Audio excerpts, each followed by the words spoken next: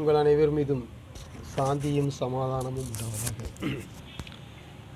இன்றைக்கி ஒரு முத்திரையை பார்க்க போகிறோம்.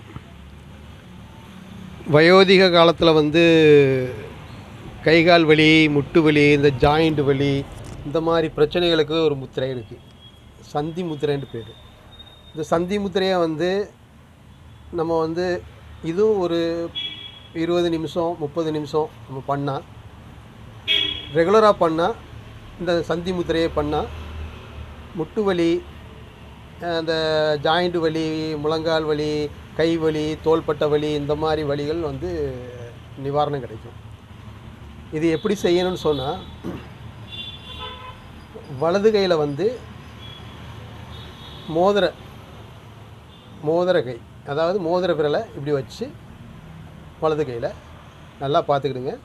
மோதிர விரலை இந்த நுனியாக சேர்த்து மோதிர விரலை இப்படி வைக்கணும். அதே மாதிரி இடது கையில் நடுவிரல், இந்த நடுவிரலை இப்படி வச்சு, அதே மாதிரி நுனியில் இப்படி வச்சு இது பண்ணணும். இதை இப்படி நீட்டிக்கிற வேண்டியதான். புரியுதா?